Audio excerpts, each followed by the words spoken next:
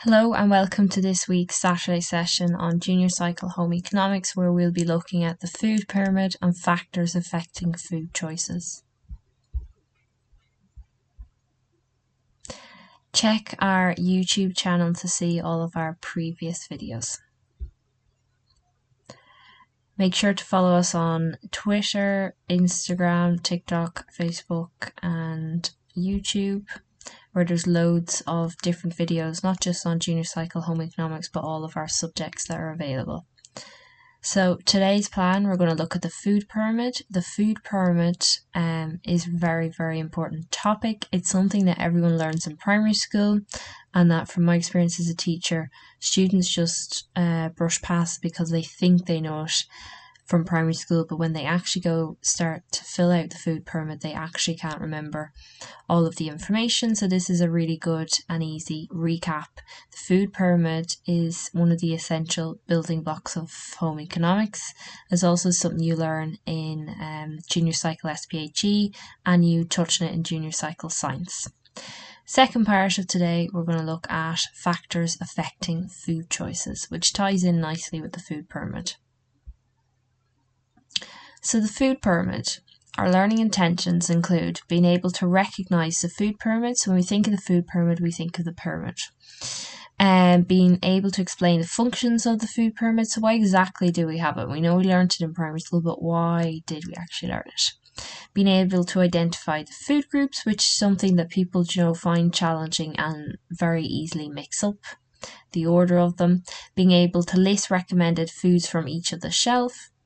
Identifying serving guides per food group, and discussing serving guides per gender and age. Now this is a topic that's not only just important to learn for your exams, but also for you as a human being, because this will help you to eat healthy throughout your life and to be able to educate other people in your life, like families and friends.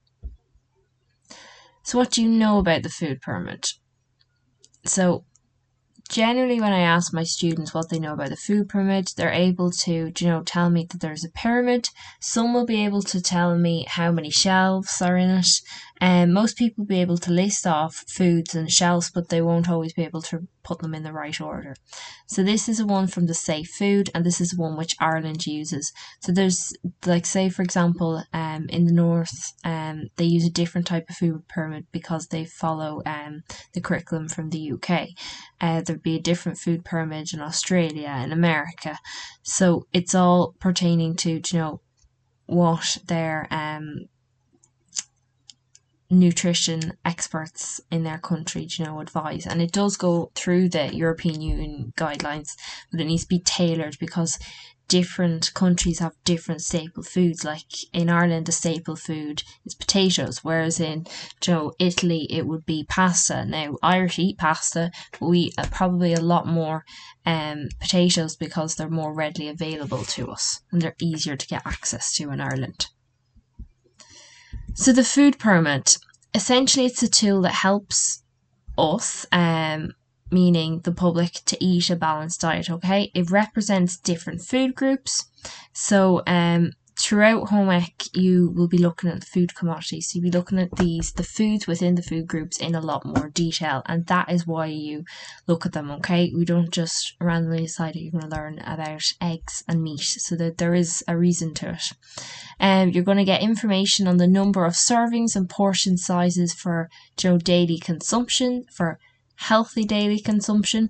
Foods on the top of the shelf are the ones that we really, really like. So these are sugar, high fat and salty foods, which are very often processed, but we should be eating these sparingly, okay? We shouldn't be eating loads of these every single day.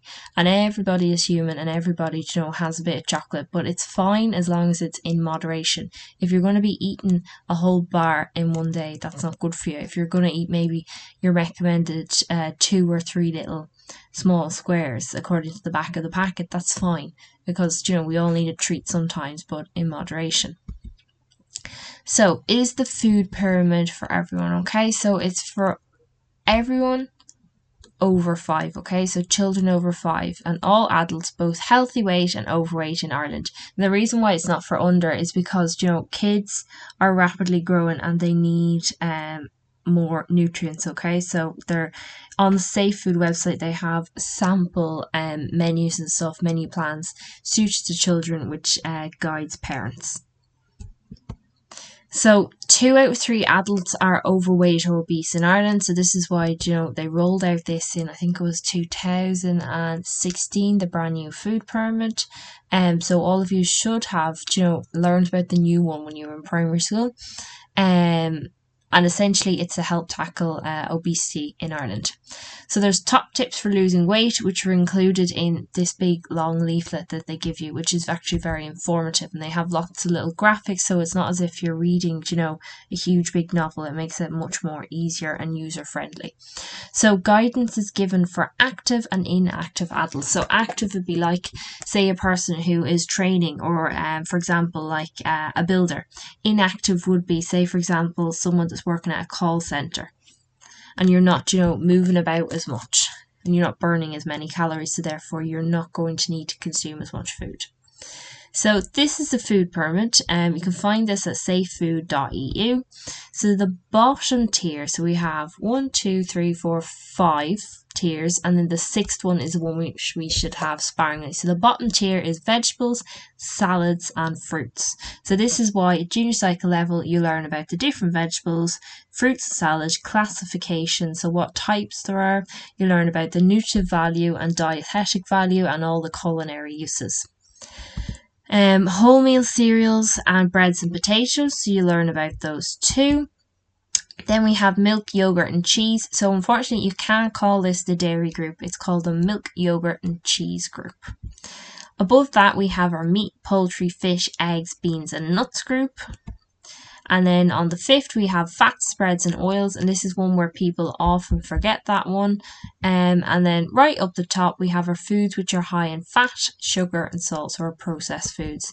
So vegetables, salads and fruits, the recommendations is 5 to 7 servings per day, and we'll get into what exactly a serving is later on.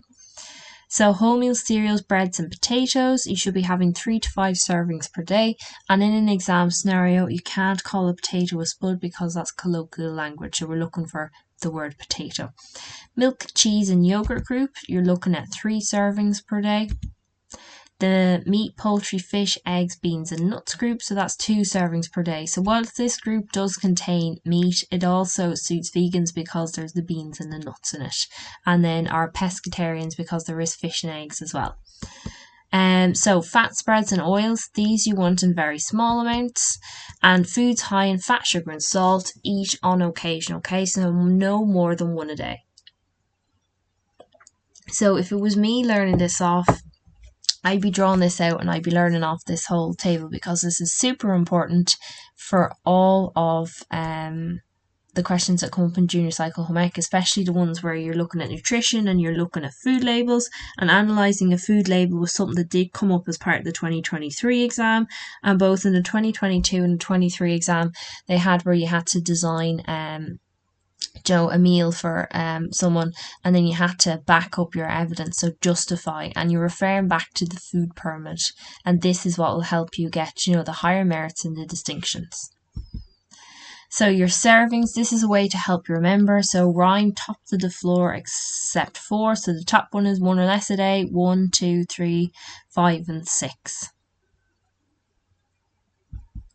So a balanced meal contains 3 out of the 4 main food groups. So when you are asked to make a meal plan or a menu, when you're making that menu, it isn't balanced unless it contains 3 out of the 4 main food groups. So when your examiners are correcting the 2022 and 23 exams, what they do when they're looking at the menu is they have to be able to say whether it's balanced. So say, for example, you could have, if you're making a breakfast, you need to have your fruit in it, so they'd look at taking off that box. Maybe you could have avocado in it and that's the vegetables, that's 2 out of that box, but you still need 3 from somewhere else.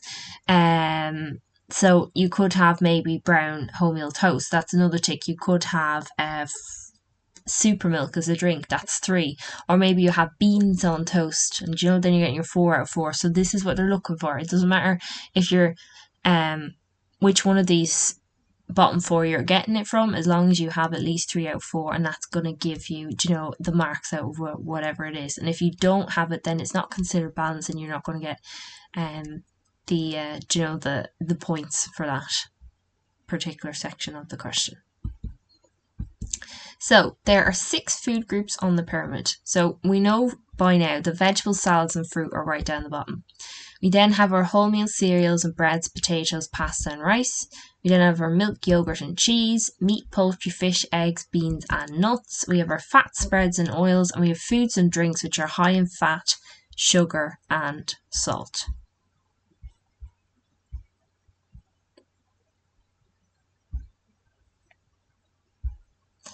Okay, and then next up, so what we're going to look at is we're going to look at them according to the tier. So we're going to start off with the bottom of the tier, where we're looking at vegetables, salads and fruit. Now in the old course they used to just call it vegetables and fruit, but now because we know that salads are an important part of a balanced diet, that is also included within. So there's a whole area, a whole, we'll say, chapter where you look and learn about this. Okay, so you need approximately 5 to 7 servings per day for optimum health and well-being.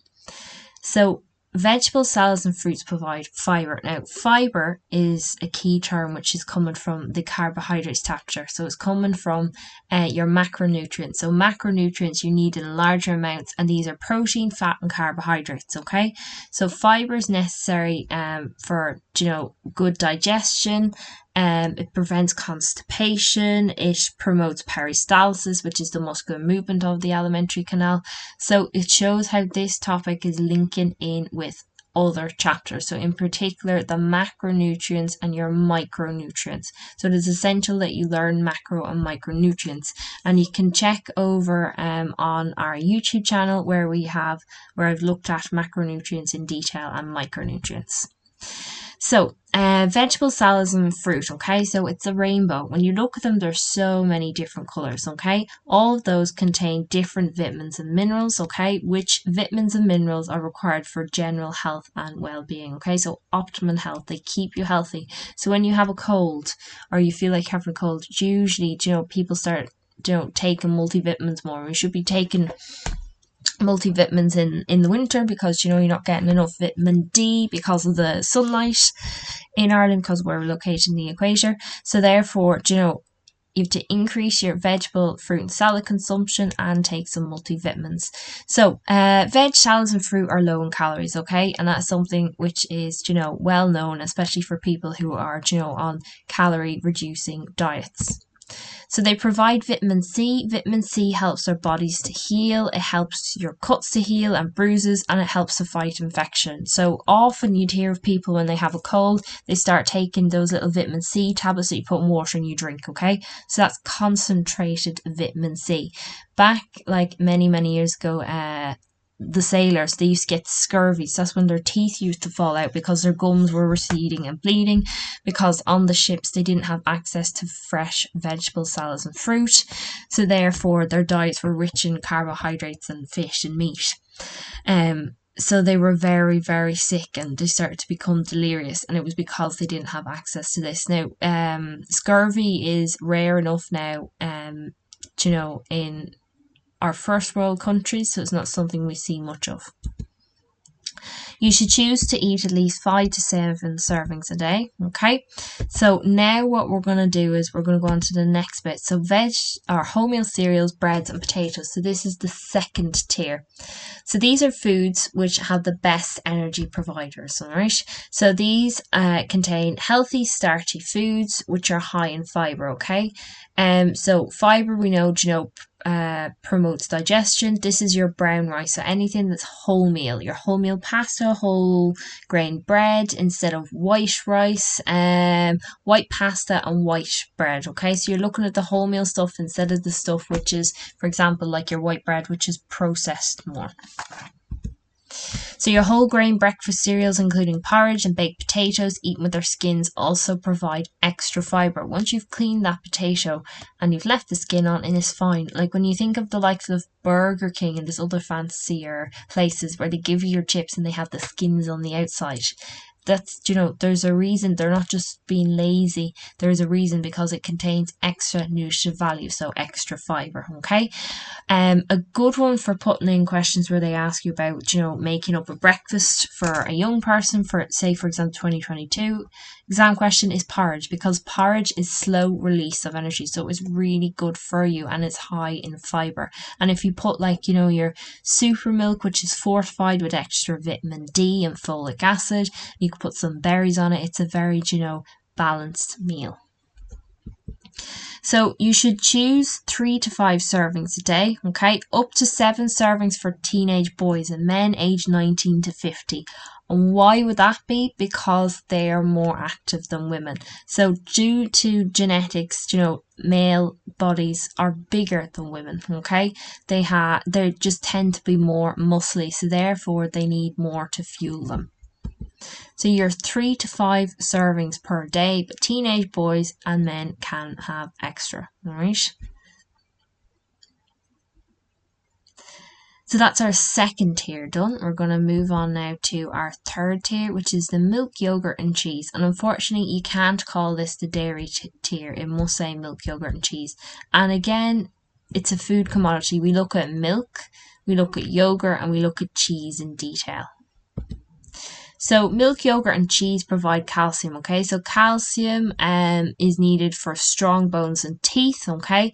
Particularly important in young kids and teenagers, because this is when their bones, are growing, and, you reach your peak bone mass at age 25 now. Calcium has an interrelationship, so it means it works best with vitamin D. Vitamin D we get from the sun, so, teenagers need about 10 to 15 micrograms. In the winter in Ireland, we don't get enough because of our location to the equator, so you should be taking a vitamin D supplement. But it works with calcium, and together they work better than by themselves. Foods on this shelf of the food pyramid, especially the full fat versions, are high in saturated fat, okay? So saturated fat in large quantities can, cause coronary heart disease. It can cause strokes, okay? It causes a buildup of cholesterol in the arteries. So AA arteries ways, the arteries bring blood away from the body, and if the arteries can't do that because they're all clogged with cholesterol, which is a fatty, waxy substance that can clog the arteries, well then the oxygen's not going to be able to go around the body, which means then you're going to die. So in extreme cases it can lead to later on in life, it can lead to coronary heart disease and stroke. Not generally as much in younger people, but when you're setting routines and healthy eating, you should be choosing healthy stuff earlier on in life, okay? So therefore choosing the likes of low fat cheese, skimmed milk, and you can get low fat yogurts as well. However, when they are taken, a lot of the low fat yogurts, they can contain a lot of added sugar, so you just need to be careful of that. So when choosing foods from this shelf, you should choose milk and yogurt more often than cheese, because it's a lower fat content. And there's many different varieties of milk, yogurt and cheese, and it's generally quite a nice area to study because you get to try all the bits in class. So that's our third tier now. Next up, we're moving to our fourth tier. And in this one, again, 3 servings per day. So skimmed milk we're still in our third tier, so skimmed milk is not suitable for children under 5 because they do need that extra energy. They need the extra fat because they're burning energy, they're running around the place the whole time, so they need the extra calories. Low fat milk is not suitable for children under 2. If dairy products must be avoided, so you must have foods which are calcium and vitamin D enriched. So for example, if you're lactose intolerant, it means that you cannot digest or break down lactose, which means it's a sugar found in milk. So therefore, if you eat products containing lactose, you're going to be really sick. You're going to have, abdominal pain, maybe, extra, flatulence, you might have diarrhea, very upset stomach, in other words. So therefore you can't digest milk, so you're going to have to keep away from milk, cheese, yogurt, ice cream, custard. So therefore you're going to have milk alternatives. So for example, oat milk, soya milk, almond milk, rice milk, hazelnut milk. There's so many different varieties, and all of these are just as healthy as drinking your regular milk, except for it doesn't contain lactose. Okay, so they fortify it, which means they add extra nutrition to it, and it's fortified with folic acid and vitamin D and vitamin B. Okay, so vitamin D, strong bones and teeth. Also has added calcium, which it has an interrelationship with vitamin D. We have folic acid, which prevents neural tube defects. We have vitamin B, which is, for general health and for the release of energy from food. And I've talked about this already, how in Ireland we generally have a very low supply of vitamin D in our body. So we have to, supplement it.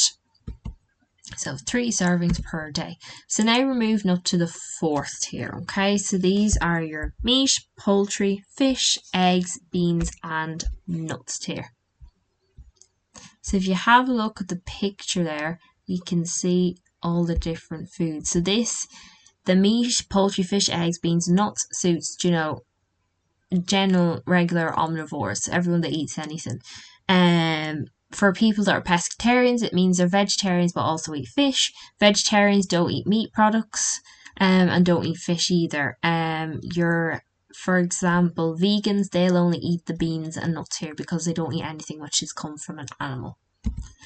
So foods on this shelf provide proteins necessary for growth and repair, for the production of hormones, enzymes, and antibodies. Okay, so it is essential. Now we have different sources here. So for example, your red meat and chicken and fish would be your high biological value, so HBV protein, whereas your beans and nuts would be your LBV, so low biological value protein, which means you're getting smaller amounts of the protein. So these essentially, this 4th tier is where you get your main source of iron. Okay, now you do get iron from spinach and leafy green plant, leaves, but it's not in as high as quantities, so you're going to have to eat a lot more of it. So this is, your really good source of it. And iron is necessary for the production of hemoglobin, which transports your oxygen around the body. And if you don't have oxygen, then you're going to be dead.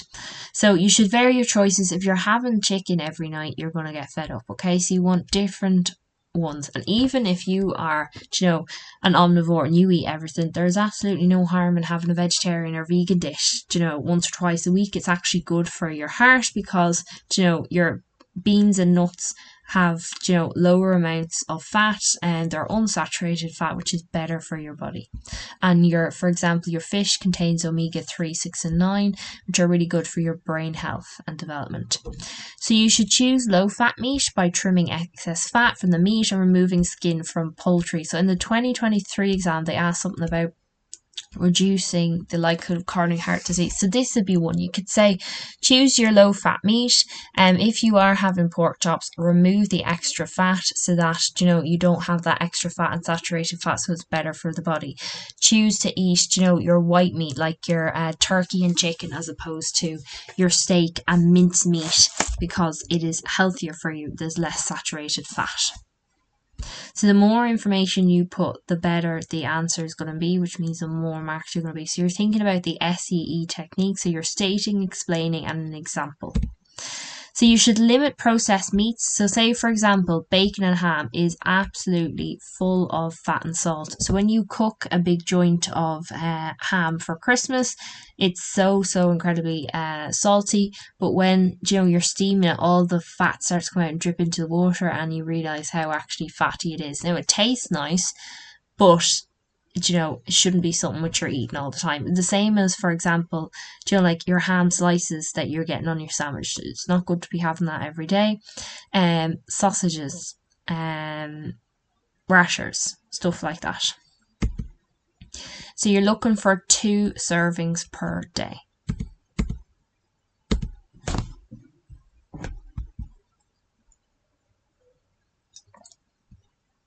So you should try to have your fish at least twice a week and oily fish at least once a week. So your oily fish would be the likes of your sardines, your mackerel, tuna, okay? Whereas your white fish would be, say, for example, your cod.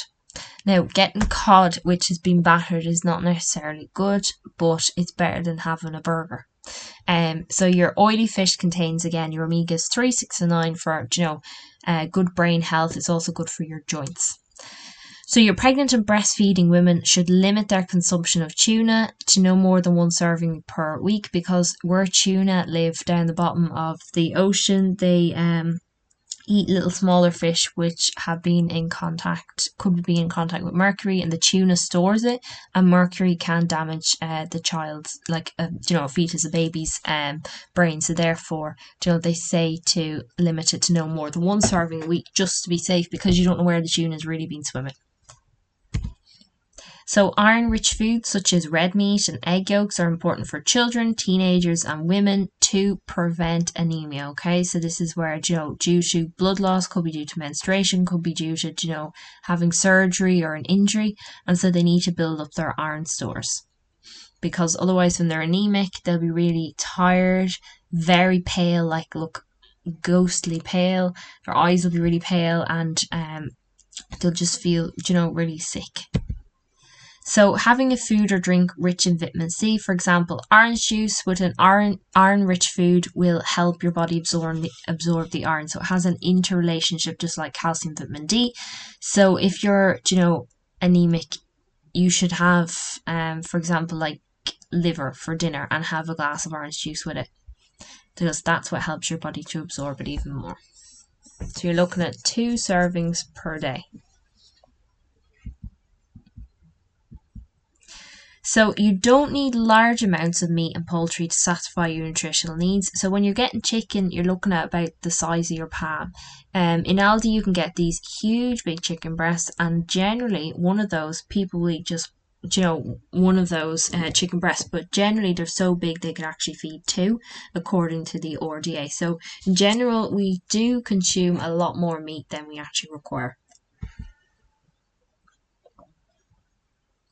So if you're a vegetarian and you get your protein regularly from cheese, you should choose your lower fat cheeses, because, it has unsaturated fatty acids, which is better for the body, especially the heart and your arteries.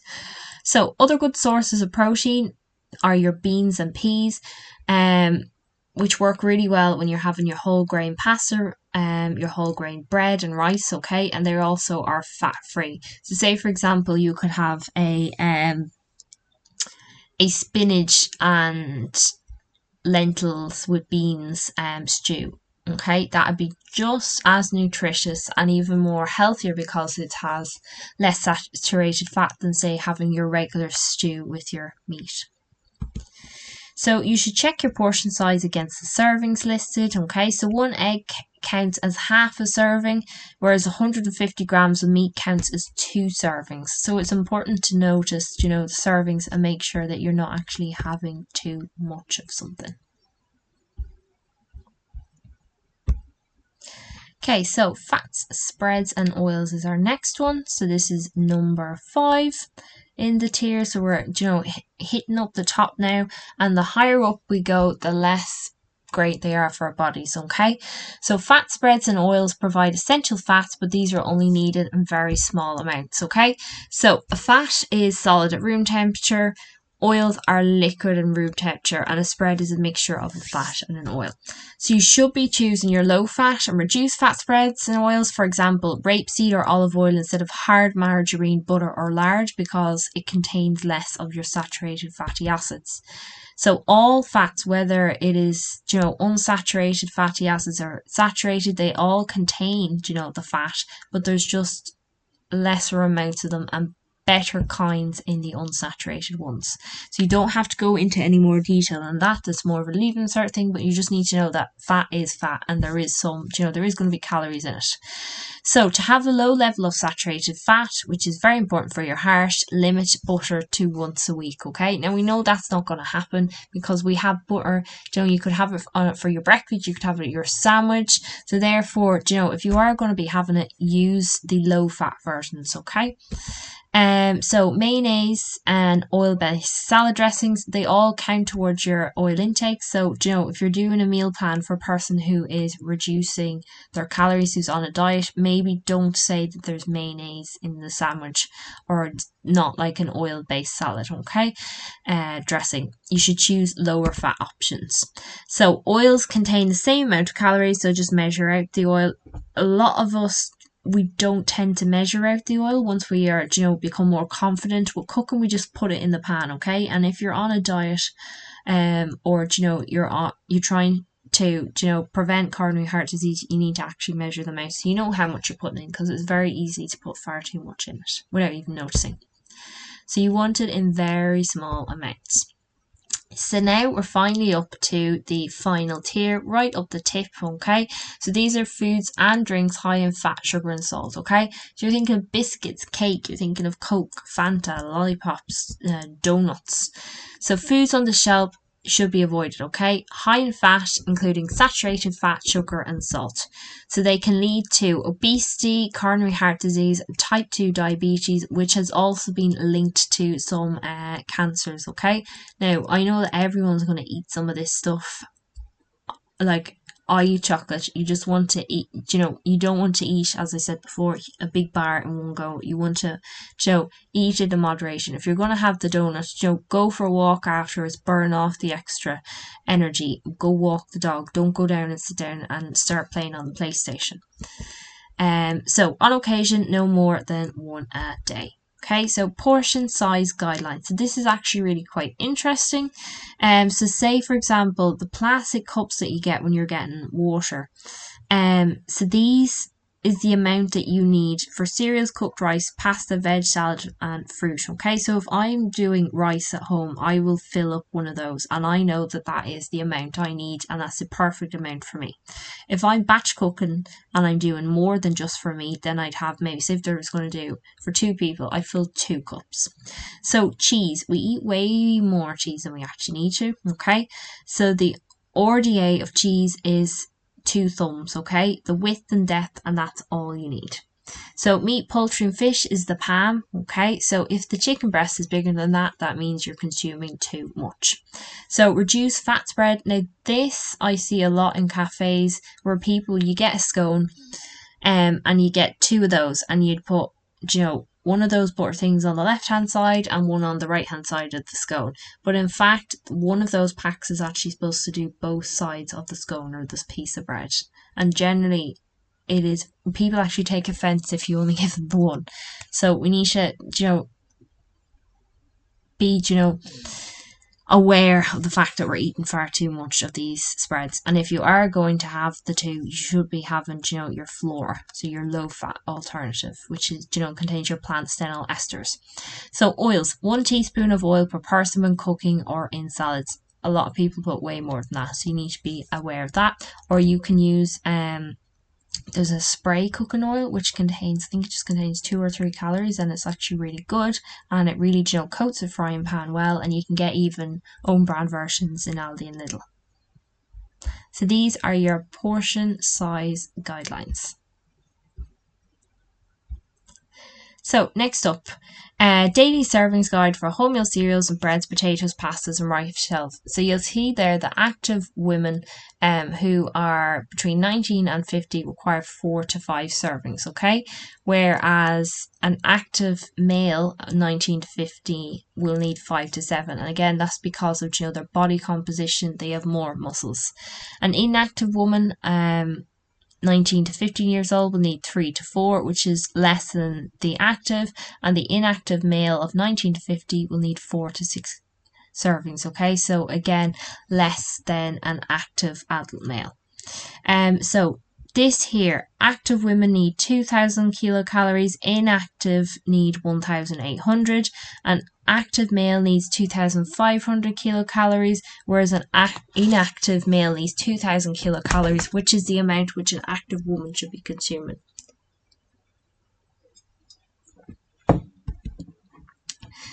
This again is very interesting because 1/3 of a cup is what you should be having as your recommended serving for porridge oats.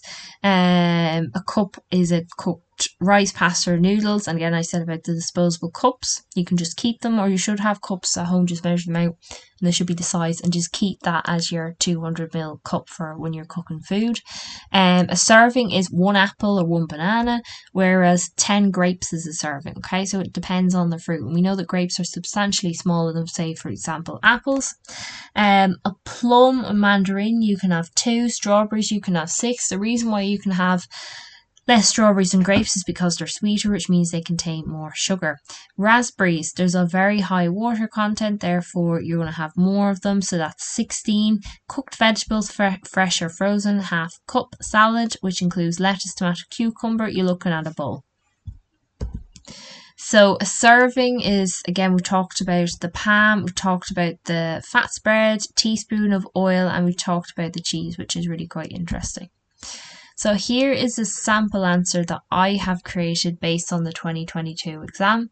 So what I recommend is you highlight the key information in the question. So this one here, Colin, is an active junior cycle student. So therefore he's under 19, he's active. Okay, so he's going to need a good bit of energy. He's healthy and he has a balanced diet. So 3 out of the 4 food groups, and drinks 2 litres of water every day. So it says design a healthy balanced 3-course breakfast for him to eat on the weekend. Okay, so on the weekend he could be going to matches, so therefore he could be in a hurry. So orange juice is what I counted as my first part of my menu, and it's counted as a whole food. Now you'll see how between the 3 courses I have stars or I have a wriggly line. So you need to be able to distinguish between the courses. So I recommend putting 3 stars between each. The next thing that Colin had was fresh fruit salad with melon, apples, oranges and berries. He had an Actimel fruit yogurt drink. After that, he had his wholemeal toast with butter, avocado, smashed avocado, and a poached egg, and he had a glass of super milk. Okay, so this is balanced because it contains 3 out of the 4 food groups. And the format, so I'm showing that, for example, he's having the toast after he's had the salad. It wouldn't make sense maybe to have the fresh fruit salad after the wholemeal toast. Okay, and this question was worth 18 marks, so it was quite a big chunk of mark, quite a substantial amount. So this part 2 of this, you have to describe 3 meal planning guidelines you followed when planning Colin's breakfast menu. So when you're giving up your answers, you'll have to talk about the food which is in your menu here. If you start talking about something else like porridge in this, you're not going to get the marks because you didn't discuss it in part I. Okay, so in this I included super milk. Okay, so this is fortified, and Actimel, which is a yogurt drink, which are rich in calcium, vitamin D, which Colin needs for strong bones and teeth as he is a teenager. So that's tick 1. So that would be a 4 marker. I followed the food pyramid by including 3 out of the 4 food groups, including from the fruit and veg section, and you could say that you had, for example, fresh fruit salad and you had avocado. From the milk, cheese and yogurt section, so he had super milk and he had Actimel yogurt. You can say bread from the bread and pasta section because he had wholemeal cereal. Okay, so next one, all of the foods are quick to make. Okay, including a variety of colours. So they're quick to make because he's on the weekend. Variety of colours, fruit and veg and textures. Everything is different. If everything's going to be the same type of texture, it's going to be a very boring meal. Okay, so you're making it interesting for him. And that's the amount of detail you'd be looking. So you're looking for the state, the explain, and then your example, and you're referring back to part I of the question. Again, these are sample answers that I have made myself based on the exam questions. Okay, so this one here, Colin eats a cereal bar as a snack. Below are the food labels for the 2 cereal bars. Okay, so there's a honey and oat bar and an apple and raisin bar. They're looking for you to use the healthy eating guidelines and to recommend a cereal bar. Okay, so you've only 2 answers here. It could either be the apple and raisin bar or the honey and oat bar. If you start writing about Nature Valley or Cocoa Pops, you're getting 0 marks. It has to be whatever's in the question. So that's the honey and oat bar. So justify the reasons for your choice. So both the apple and raisin and the honey and oat bar are correct once you back up your reason for it. Okay, so what I'd be doing is I'd be circling, say if I went for the honey and oat bar, I'd be circling what stands out as healthier. So say for example there's more protein, there's less carbohydrates, and there's less sugar. Okay, so that would be something I'd be circling. But if I was going for the apple and raisin bar, I might circle, for example, there's less fat, there's less saturated fat, and there is more carbohydrates. But in that case, it could be that's better because there's more energy. Okay, so I went for the apple and raisin bar, and I've said the honey and oat bar has more protein, which is required for growth and repair. Now you'll see there that I ran out of space, so I had to write it on the additional paper. Okay, so if you're writing on the additional paper, you need to make it aware for the examiner. They have to go back and check the last few pages, but it just makes it easier that you have labelled it, okay? So you see this, it is clearly labelled, okay? So the apple and raisin bar. So the honey and oat bar has more protein, which is required for growth and repair.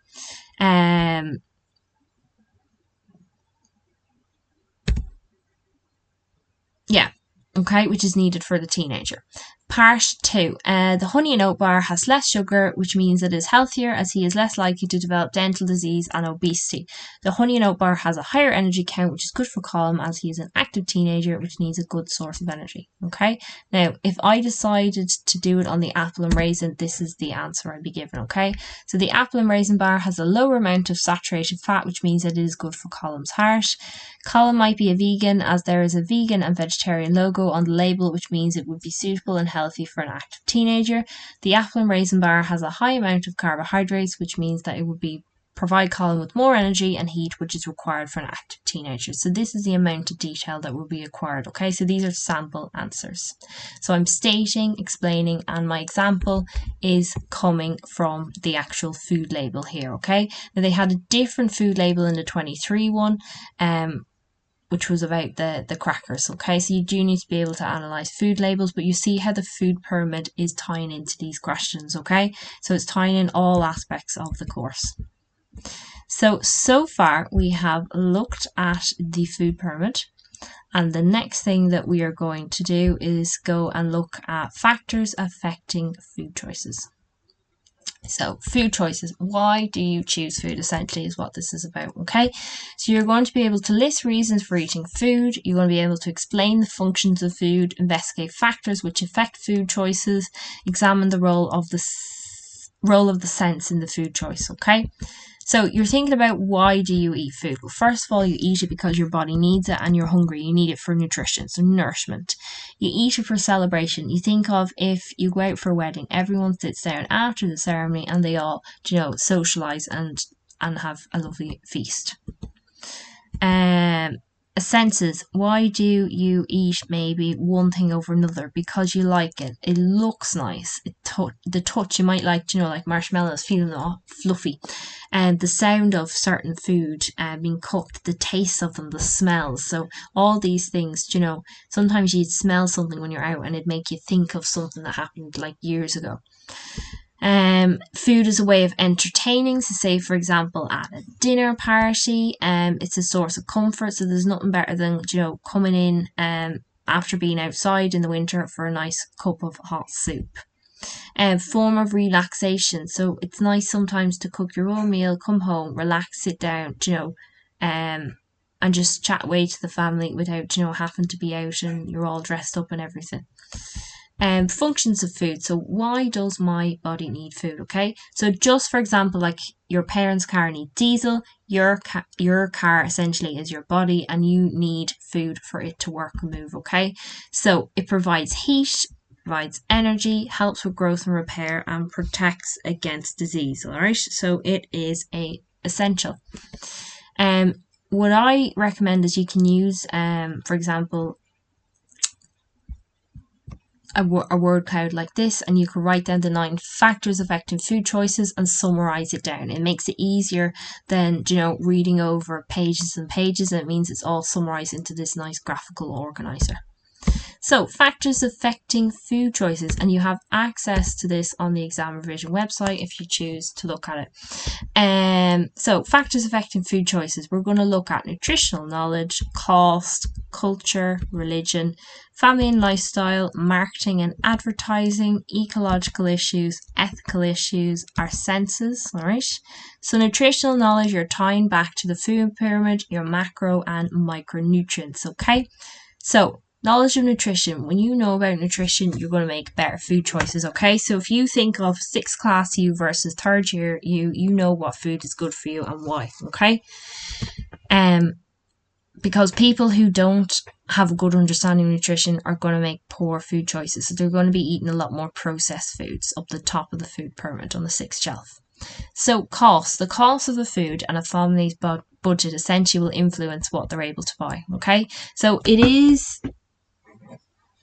possible to eat healthy and nourishing foods on a limited budget. So you can get your special offers, or at the end of the day you can go into the supermarkets and they're like selling off food and the food is still perfectly fine.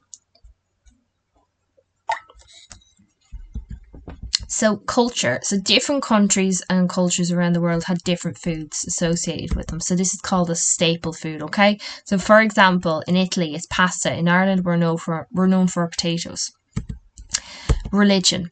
So religious beliefs, impact what a person eats and their eating patterns. So for example, in the Hindu religion, the cow is sacred, so therefore you won't be getting any beef. Okay, during Ramadan, Muslims will fast between sunrise and sunset, and at the end of Ramadan, a lamb is usually sacrificed in celebration. So family and lifestyle, okay? So your first introduction to food is through your family and parents, okay? So chances are say if a parent doesn't like a particular food, maybe, you've learned that they don't like it, so maybe you won't like it, okay? Or say you have a family member that's a vegetarian or vegan, you're going to be exposed to more of those type of foods. So you're going to have different, preferences than say a friend who, has never been exposed to vegetarian or vegan foods.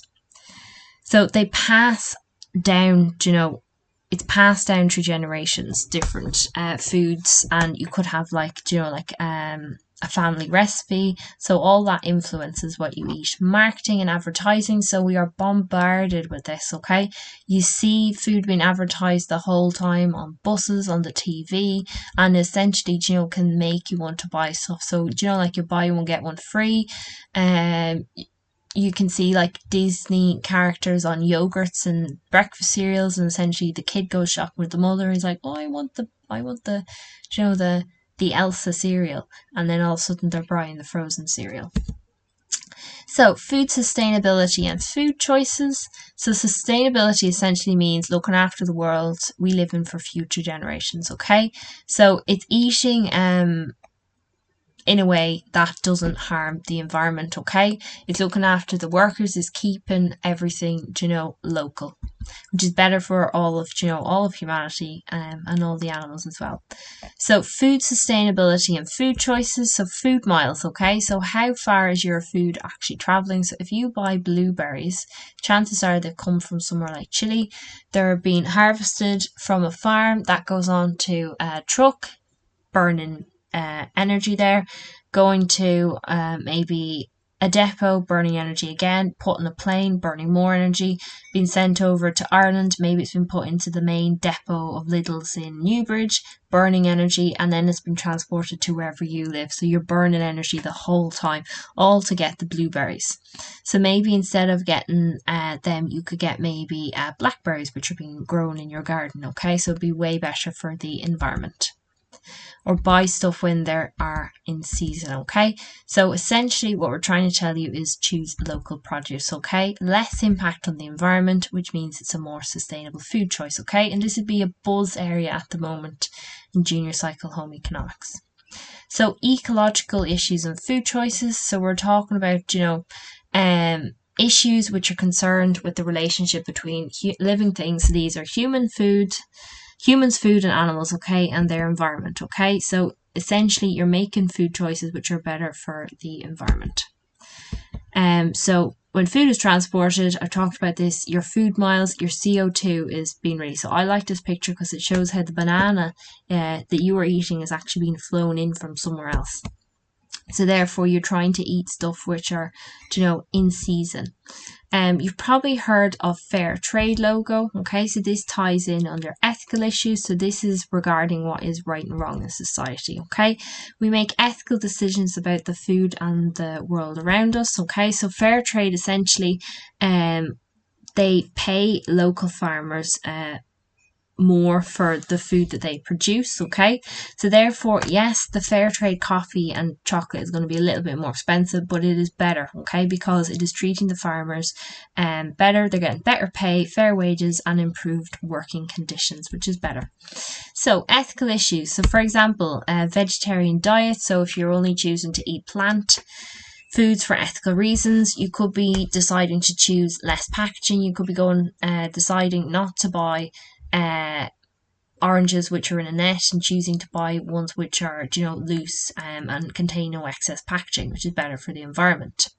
So our 9th factor is our senses. Okay, so this is all about sight, touch, hearing, taste, and smell. Okay, so you should be able to give an example. So say, for example, if you look at a food and it's presented poorly as opposed to a food which looks really visually pleasing, which one are you going to go for? Probably the one that which looks the nicest, probably the one that smells the nicest, tastes the nicest. Okay, so it really does impact. So therefore, this kind of ties in with the junior cycle cooking exam, and therefore you get like 10 marks for presentation. So this is why it's such a big thing. So here, there wasn't actually any past papers on this in 22 or the 23 exam, but there is one on the NCCA sample paper, okay? So where they were looking for 3 factors which affect your food choices. So you could talk about any of the 9 factors. So say, for example, I'll talk about one here. So culture. Different countries and cultures around the world have different foods associated with them. So some of these foods can be staple foods of that country because they're readily available and inexpensive, such as pasta in Italy or rice in China. Okay, so I've stated culture, I've explained it, and I've given my example of pasta in Italy. So make sure to check out our ExamRevision website. Okay, so we have junior cycle home economics, and all of this today came from strand 1. So within that strand, I would have you click into this and you'd have, say if I was looking, this is now your special diets one, there'd be a video on it. Okay, there would be self-correcting quiz, which is super handy and my students love it.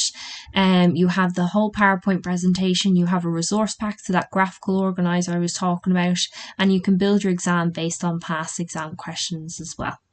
So make sure to check it out, and we've loads of other, subjects as well, so make sure to check those out. We'll have more junior cycle home ec coming up on the YouTube, and there's Saturday sessions put on YouTube every week from all of our different subjects. So make sure to check out our YouTube, Facebook, Instagram, and TikTok. And thank you for coming to today's Saturday session.